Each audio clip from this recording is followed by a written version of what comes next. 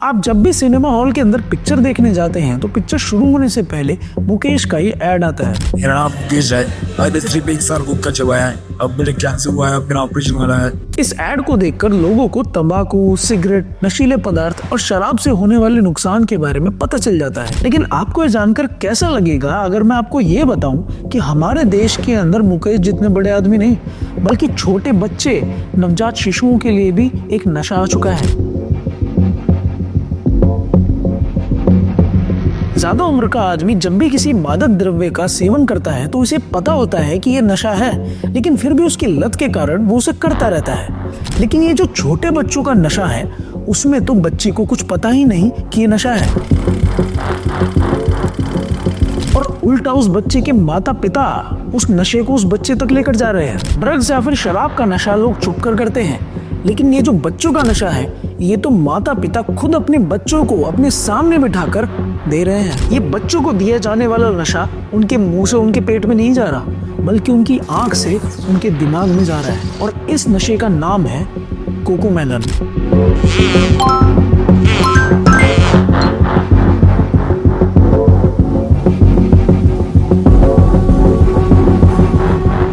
जिनके घरों में छोटे बच्चे हैं वो तो जरूर कोकोमेलन यूट्यूब चैनल को जानते होंगे। कोकोमेलन एक लोकप्रिय यूट्यूब चैनल और स्ट्रीमिंग मीडिया शो है जो बच्चों के लिए एनिमेटेड नर्सरी राइम्स बनाता है। इन राइम्स को काफी अट्रैक्टिव तरीके से डिजाइन किया गया है, जिसमें आकर्षक गाने, रंगीन एनिमेशन और छोटे बच्चों का मनोरंजन करने और उन्हें संगीत और कहानियों के माध्यम से संख्याओं, अक्षरों और रोजमर्रा की गतिविधियों के बारे में सिखाने के लिए बनाया गया है। अब आप लोग ये सोच रहे होंगे कि अगर कोकोमेलन बच्चों को रंगीन तरीके से कहानियां सुना रहा है तो इसको मैंने नशे से कैसे जोड़ दिया। इसको समझने के लिए वीडियो को आखिर तक देखिएगा कि किस तरीके से कोकोमेलन बच्चों को दिमागी रूप से बीमार कर रहा है। लेकिन इससे होने वाली बीमारियों में जाने से पहले हमें समझना पड़ेगा कि आखिरकार ये कोकोमेलन बना कैसे और ये इतना फेमस कैसे हो गया।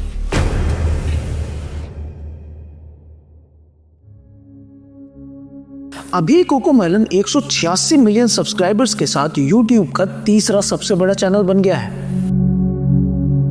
लेकिन ये जीरो से यहाँ तक पहुंचा कैसे, इसकी कहानी बहुत रोचक है। साल 2005 की बात है। अमेरिका के साउदर्न कैलिफोर्निया में एक एनिमेशन कलाकार जे जियोन अपनी पत्नी और 2 बच्चों के साथ रहते थे, जो एक प्राइवेट कंपनी में जॉब करते थे, और उनकी पत्नी एक कंपनी के लिए बच्चों की किताबें लिखती थी। दोनों पति पत्नी अपनी बिजी लाइफ से वक्त निकालकर अपने दोनों बच्चों को पढ़ाते थे, लेकिन बच्चों का पढ़ाई में मन नहीं लगता था। तब जय ने सोचा कि मैं एनिमेशन कलाकार हूँ, अगर बच्चे किताबों से नहीं सीख पा रहे हैं तो उन्हें एंटरटेनमेंट के माध्यम से सिखाना पड़ेगा। इसके बाद जय ने अपनी एनिमेशन स्किल्स और अपनी पत्नी की कहानियों की मदद से एक छोटा सा वीडियो बनाया। ये वीडियो रंगीन था, गानों से भरा हुआ था और बच्चों के लिए आकर्षक था। इस वीडियो को देखकर जय के बच्चों ने मजे मजे में चीजों को सीखना शुरू कर दिया, और धीरे धीरे ये वीडियोस लोकप्रिय बन गए, और फिर लोकप्रिय होते होते आगे चलकर ये बच्चों का पसंदीदा शो कोकोमेलन बन गया। शुरुआती दौर में कोकोमेलन उतना हिट नहीं था जितना कि वो आज है। आज के स्थिति में पहुंचने के लिए कोकोमेलन को एक कंपनी का सहारा लेना पड़ा। जब 2006 में ये चैनल बना था तब जय को उम्मीद नहीं थी कि ये इतना पॉपुलर हो जाएगा, लेकिन जब जुलाई 2020 में जय जियोन से British children's media company Moonbug Entertainment ने कोकोमेलन को खरीद लिया, तब ये चैनल बच्चों की पहली पसंद बन गया। क्योंकि इस शो को पॉपुलर करने के लिए इस कंपनी ने पूरे कॉर्पोरेट तरीके से इस पर काम किया, और ये 10 से ज्यादा भाषाओं में ट्रांसलेट होकर स्ट्रीम होने लगा। तभी से कोकोमेलन के हर एक वीडियो को बिलियन में व्यूज आने लगे, और फोर्ब्स के अनुसार इस शो की लोकप्रियता आसमान छू गई। यह दुनिया का दूसरा सबसे ज्यादा देखा जाने वाले यूट्यूब चैनल बन गया, जिसने नेटफ्लिक्स का भी रिकॉर्ड तोड़ दिया है। हमें यहाँ पर एक चीज समझनी पड़ेगी, कोकोमेलन बहुत हिट हो रहा है, इसी तरीके से नेटफ्लिक्स पर जब कोई एक सीरीज आती है तो वो भी बहुत हिट हो जाती है। लेकिन नेटफ्लिक्स की सीरीज के हिट होने में और कोकोमेलन के हिट होने में बहुत फर्क है।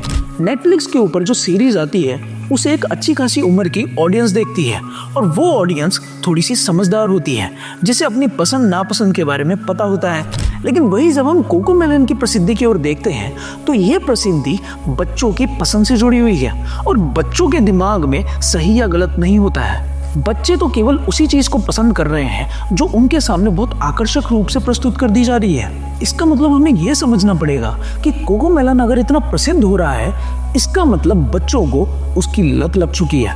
इसका मतलब अब बिना कोकोमेलन देखे बच्चे शांत नहीं रहते हैं। अब यहाँ पर यह सवाल खड़ा होता है कि आखिरकार कोकोमेलन जैसे चैनल ने ऐसी किस स्ट्रेटेजी का इस्तेमाल किया कि बच्चे उसके आदी हो गए। कोई दूसरा चैनल इस तरीके की चीजें क्यों नहीं कर पाया? इसको समझने के लिए हमें कोकोमेलन की स्ट्रेटेजी को समझना पड़ेगा।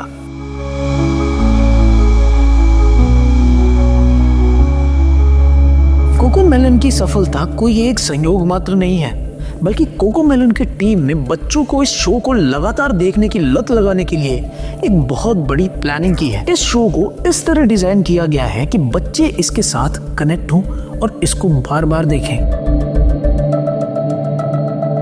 जिसके लिए कोकोमेलन के पीछे काम कर रहे लोगों ने बच्चों की साइकोलॉजी, उनकी आदतें और उनका ध्यान आकर्षित करने वाली चीजों के ऊपर एक गहन अध्ययन किया है। और इसी अध्ययन के साथ साथ उन्होंने कोकोमेलन जैसे पुराने शो सेसमी स्ट्रीट की स्ट्रेटेजी भी कॉपी करी है।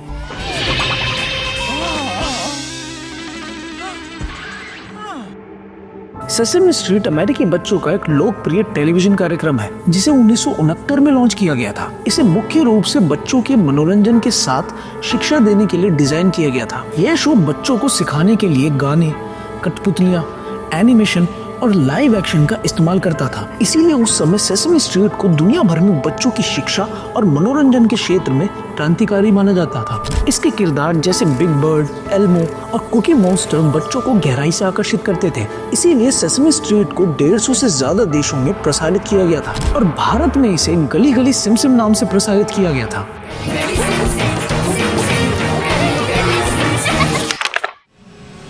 सेसमी स्ट्रीट के मेकर्स ने बच्चों की आदतों के ऊपर बहुत गहरी रिसर्च की, लेकिन कोकोमेलन ने इस बात पर रिसर्च की कि बच्चे किस तरीके से उनके शो से एडिक्टेड हो जाएं। कोकोमेलन ने अपनी रिसर्च इस बात पर केंद्रित की कि बच्चों का दिमाग कैसे काम करता है और इसे समझने के लिए उन्होंने 4 प्रक्रियाओं का इस्तेमाल भी करा।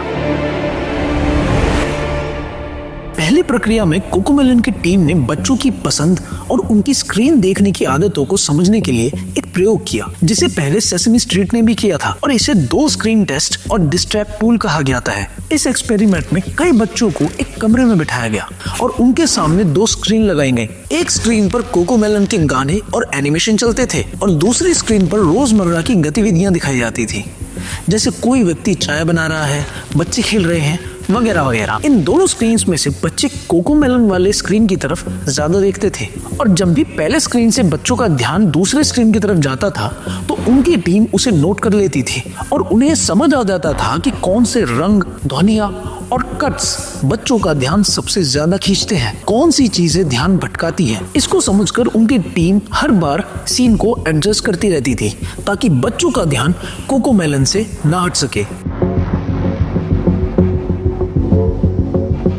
फिर इसके बाद अपनी रिसर्च में उन्होंने दूसरी चीज को समझा।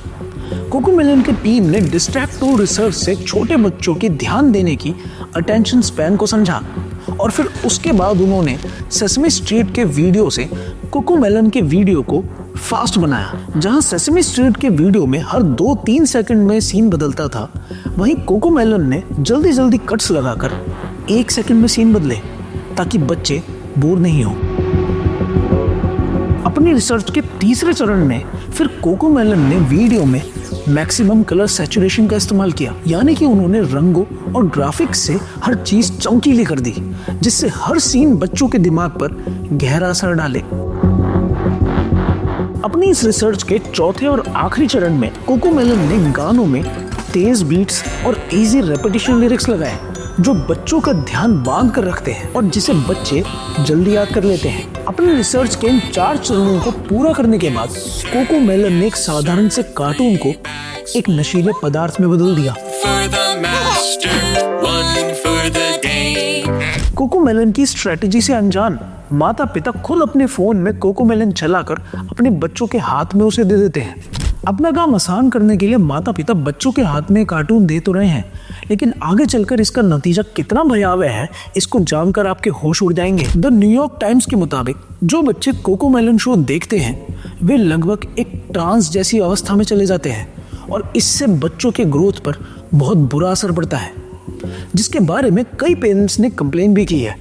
उन्होंने बताया कि कोकोमेलन ने मेरे बच्चों को ज़ॉम्बी बना दिया है और इसके कई सारे वीडियो सोशल मीडिया पर पेरेंट्स ने पोस्ट भी किए हैं, जिसमें आप देख सकते हैं कि कोकोमेलन शो की शुरुआत में ये धुन सुनते ही बच्चे कैसे अजीब और गरीब व्यवहार कर रहे हैं। Best place to use also.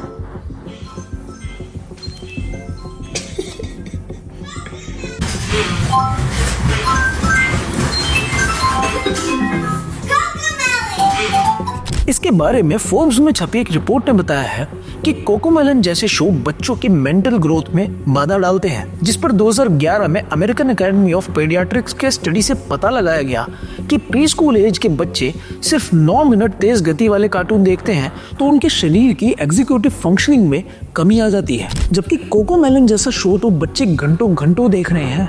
इससे आप सोच सकते हैं कि उनका कितना नुकसान हो रहा होगा। जामा पेडियाट्रिक्स में पब्लिश एक स्टडी में यह भी पाया गया कि स्क्रीन के सामने बहुत ज्यादा समय बिताने से बच्चों की ग्रोथ और ब्रेन स्ट्रक्चर इफेक्ट होता है। जेरिका सेनस ने इंस्टाग्राम पर लिखा, कोकोमेलन कार्टून इतना हाइपर स्टिमुलेशन है कि ये एक ड्रग के रूप में काम करता है, जिससे ब्रेन को डोपामिन का झटका लगता है। अब हमारे शरीर में बार बार डोपामिन का झटका लगना कितना खतरनाक है, इसको भी आपको समझना पड़ेगा। डोपामिन हमारे शरीर में एक काफी जरूरी न्यूरोट्रांसमीटर है, जो हमारे दिमाग में हमारी भावनाओं से जुड़ा हुआ है। डोपामिन जैसे न्यूरोट्रांसमीटर की वजह से ही हमें दुख, खुशी, यादें जैसी चीजें महसूस होती है। डोपामिन का संतुलन हमारे शरीर में कैसे बिगड़ सकता है, इसको आसान भाषा में आपको समझाता हूँ। जब कोई व्यक्ति अपने जीवन में पहली बार शराब पीना शुरू करता है तो शुरुआत में तो उसे बहुत कम शराब में ही नशा चढ़ जाता है। नशा इसलिए होता है क्योंकि डोपामिन दिमाग को ये कह देता है कि सब कुछ बहुत अच्छा चल रहा है, भले ही उस व्यक्ति के जीवन में कुछ भी कितना भी गलत क्यों ना चल रहा हो, लेकिन शराब पीने से डोपामिन दिमाग को सिग्नल देता रहता है कि सब कुछ बहुत अच्छा चल रहा है। फिर वही जब ये व्यक्ति रोजाना शराब पीने लगता है तो फिर धीरे धीरे समय के साथ डोपामिन को दिमाग को ये सिग्नल देने में कि सब कुछ अच्छा चल रहा है ज्यादा शराब की जरूरत पड़ती है। इसीलिए आप देखते हैं कि हर व्यक्ति की शराब की डोज धीरे धीरे बढ़ती जाती है।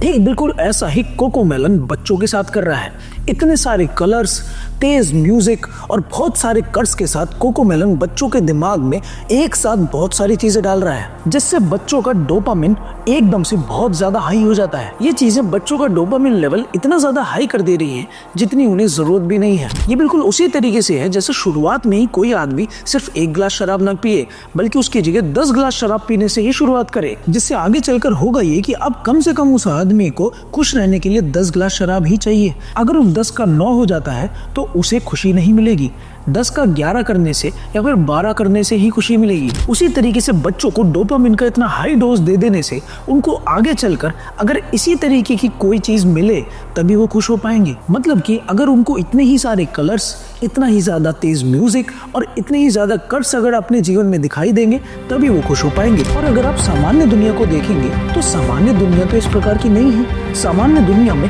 इतने ज्यादा ब्राइट कलर्स नहीं है। सामान्य दुनिया में इतनी ज्यादा तेज चलने वाली चीजें हमेशा नहीं होती हैं। सामान्य दुनिया में हमेशा इतना तेज चलने वाला म्यूजिक नहीं होता है। और जब इन बच्चों को सामान्य दुनिया में ये सब चीजें नहीं मिलेंगी तो ये बच्चे दुखी हो जाएंगे। इसी से बच्चों का डोपामिन इम्बैलेंस हो जाएगा और उनके अंदर ध्यान और एकाग्रता की कमी आने लगेगी, जिसके बाद बच्चे चिड़चिड़े और इम्पेशेंट होने लगेंगे। और यही चीज आगे चल के उनके ब्रेन डेवलपमेंट पे बाधा डालती है, जिससे बच्चे वास्तविक दुनिया की गतिविधियां जैसे खेलना या फिर पढ़ाई करने में मन नहीं लगा पाते हैं। इसी वजह से उनके अंदर इमोशनल इंस्टेबिलिटी आएगी, मूड स्विंग्स होंगे, डिप्रेशन का जन्म होगा, नींद की कमी होगी, एडिक्शन हो जाएगा, एग्रेशन, एंजाइटी, साइकोसिस, यहाँ तक कि आगे चलकर हार्ट अटैक तक इसी से होता है। अब यहाँ पर एक कोकोमेलन जैसे टीवी शो की वजह से इतनी सारी दिक्कतें तो खड़ी हो ही रही हैं, लेकिन यहाँ पर हमें ये भी देखना पड़ेगा कि आखिरकार इसमें गलती किसकी है। क्या उस कंपनी की जिसने कोकोमेलन को खरीदा और ये रिसर्च करवाई, या फिर हम लोगों की जो ये टीवी शो बार बार देख रहे हैं।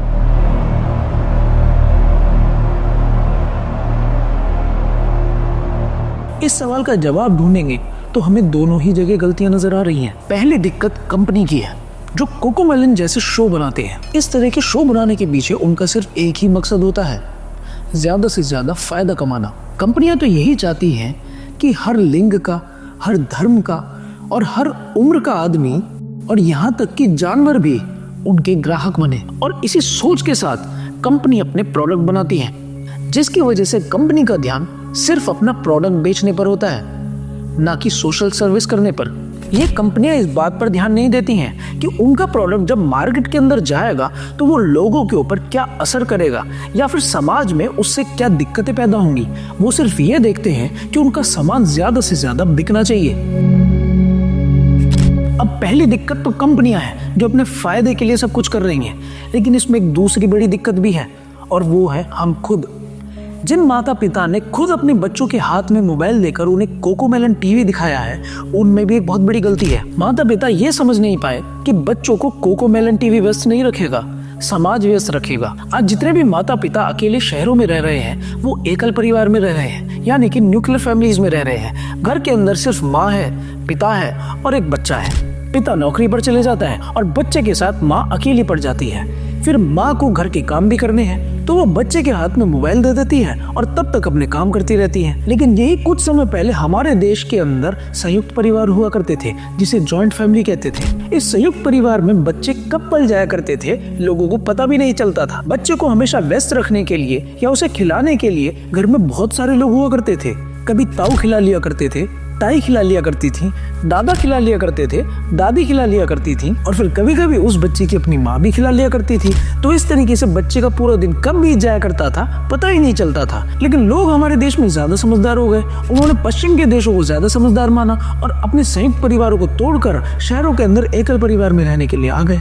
अब उनके सामने दिक्कतें तो खड़ी होंगी ही। हम जब एक मनुष्य की उम्र की सारी अवस्थाओं को देखते हैं तो उसके अंदर एक होती है शैशवावस्था, जिसके अंदर बच्चा 5 साल तक का होता है। फिर उसके बाद आती है 6 से 10 वर्ष की उम्र, जिसे बाल्यावस्था कहते हैं। फिर आती है 11 से 19 वर्ष तक की उम्र, जिसे किशोरावस्था कहते हैं। और फिर इसके बाद युवावस्था, प्रौढ़ावस्था और फिर वृद्धावस्था। इन सभी अवस्थाओं में ये जो 5 साल तक के बच्चों की अवस्था है, सिर्फ यही एक ऐसी अवस्था है जिसके अंदर बच्चों को किसी एंटरटेनमेंट की जरूरत नहीं है। आपने इस बात पर ध्यान दिया होगा, जब आप एक किसी किशोरावस्था के व्यक्ति को या फिर ज्यादा उम्र के व्यक्ति को हंसाना चाहते हैं तो आपको उसको एक बहुत समझदारी वाला चुटकुला सुनाना पड़ता है। उस चुटकुले के अंदर अगर सेंस ऑफ ह्यूमर नहीं हुआ तो वो व्यक्ति हंसता नहीं है। मतलब कि एक ज्यादा उम्र के व्यक्ति को हंसाने के लिए आपको ज्यादा समझदारी का प्रयोग करना पड़ता है। लेकिन वहीं जब आप एक छोटे बच्चे को देखते हैं जिसकी उम्र केवल 5 साल है या 3 साल है, उस उम्र के बच्चे को हंसाने के लिए आपको कोई चुटकुला सुनाना नहीं पड़ता। आप अगर अपना थोड़ा सा मुंह ही बिगाड़ लेते हैं तो वो बच्चा हंस पड़ता है। छोटे बच्चों में खुश रहने की व्यथा स्वाभाविक होती है, उन्हें किसी एंटरटेनमेंट की जरूरत नहीं होती है। इस तरीके से कोकोमेलन जैसे चैनल बच्चों को एंटरटेन करने के लिए बने हुए हैं। यही बात आपको समझनी पड़ेगी कि छोटे बच्चे ही हैं जिनको एंटरटेनमेंट की कोई जरूरत नहीं है। एंटरटेनमेंट की जरूरत ज्यादा उम्र के लोगों को होती है। कोकोमेलन जैसे चैनल बच्चों को डिजिटल एंटरटेनमेंट का आदी बना रहे हैं। इसी वजह से बच्चे इसकी लत में पड़ गए हैं। बच्चों को डिजिटल एंटरटेनमेंट की कोई जरूरत नहीं है। छोटे बच्चों को प्रकृति की आवश्यकता है। बच्चों के विकास के लिए प्राकृतिक खेल जरूरी हैं, डिजिटल शो नहीं। क्योंकि मिट्टी और पेड़ पौधों के बीच बच्चों का खेलना कूदना, दौड़ना भागना और शुद्ध हवा पानी का संपर्क उन्हें प्रकृति से जोड़ता है। ये प्रकृति से जुड़ा भी बच्चों के शारीरिक, मानसिक और भावनात्मक विकास के लिए जरूरी है। कोकोमेलन जैसे शो छोटे बच्चों को बहुत कम उम्र में ही डिजिटल एंटरटेनमेंट देकर उन्हें एंटरटेनमेंट तलाशने के एक अंधी दौड़ में लगा देते हैं, जिससे बच्चे वास्तविक आनंद और प्रकृति से दूर हो जाते हैं, जो कि उन्हें बड़े होने पर गंभीर नुकसान पहुंचाती है। ये कोकोमेलन जैसे चैनल, इंस्टाग्राम की रील्स और टिकटॉक ने हमारा अटेंशन स्पैन बहुत कम कर दिया है। हमारे देश और पूरे दुनिया में लोगों का अटेंशन स्पैन केवल 20 सेकंड का ही रह गया है। मतलब कि अगर कोई बात उन्हें सिर्फ 20 सेकंड में बता दी जाए तो ही वो सुनेंगे। अगर कोई बात 20 सेकंड से ज्यादा बड़ी है तो लोग उसे स्किप कर देते हैं। लेकिन हमारा अटेंशन स्पैन 20 सेकंड से कम हुआ कैसे, इसकी भी एक प्रक्रिया रही है। अभी 19वीं सदी में जब हमारे देश में गांवों की संख्या ज्यादा थी, तब हमारे गांवों के अंदर नट आया करते थे, रामलीलाएं हुआ करती थी, गांव के अंदर जाति पुराण सुनाने वाले आया करते थे। इन लोगों के कार्यक्रम 7-7, 8-8, 10-10 घंटे चला करते थे और लोग इन कार्यक्रमों को बैठकर बहुत आराम से देखा करते थे। लेकिन फिर 20वीं सदी के आखिर में और 21वीं सदी की शुरुआत में हमारे देश में सिनेमा हॉल आ गए, जिनके अंदर 3 घंटे की पिक्चर लगने लगी। इस 3 घंटे के सिनेमा को देख देख कर लोगों का अटेंशन स्पैन धीरे धीरे 3 घंटे पर आ गया और इसी समय लोगों के घरों में टीवी भी आ गया। टीवी में हर प्रकार के कार्यक्रम आने लगे। फिर उसके बाद 21वीं सदी में लोगों के हाथ में स्मार्टफोन आ गया, जिसके अंदर लोगों ने YouTube पर वीडियोस देखना शुरू करा और YouTube की वीडियोस देखते देखते लोगों का वो अटेंशन स्पैन कम होते होते 25 से 30 मिनट पर आ गया। और फिर YouTube के बाद आ गए टिकटॉक या फिर इंस्टाग्राम, जिससे लोगों का अटेंशन स्पैन कम होते होते 20 सेकंड का हो चुका है।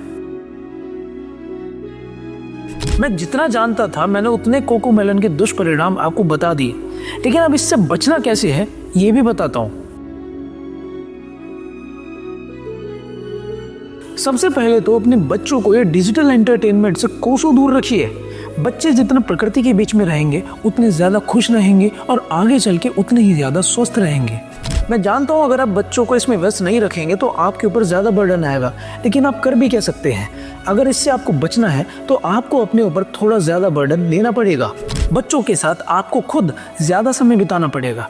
बच्चे रोएंगे तो उनको आपको ही चुप कराना पड़ेगा, कोई टीवी नहीं कराएगा। और इस लत से बचने का दूसरा और एक परमानेंट तरीका तो यही है कि आप अपने अपने एकल परिवारों से निकलकर अपने संयुक्त परिवारों में लौटें। अपने स्वार्थ के कारण या फिर अपनी अर्थव्यवस्था का बहाना लेकर अपने परिवारों को टूटने ना दें, क्योंकि संयुक्त परिवार के अंदर बहुत सारी समस्याएं बहुत आसानी से सुलझ जाती हैं। अगर आप इन 2 बातों पर ध्यान दे पाएंगे तो एक कोकोमेलन टीवी जैसे नशीले पदार्थों से अपने बच्चों को बचा पाएंगे। साथियों, आज की वीडियो में बस इतना ही। इसी तरीके के और गहरे षड्यंत्रों को समझने के लिए आपको बैंकों का माइजर किताब पढ़नी चाहिए, जिसे पढ़ने के लिए आप नीचे दिए गए नंबर पर जाकर उसे अपने घर भी मंगवा सकते हैं। मेरा नाम है शिवांक यादव। मिलता हूँ आप सभी को अगली वीडियो में। तब तक के लिए नमस्कार, जय हिंद।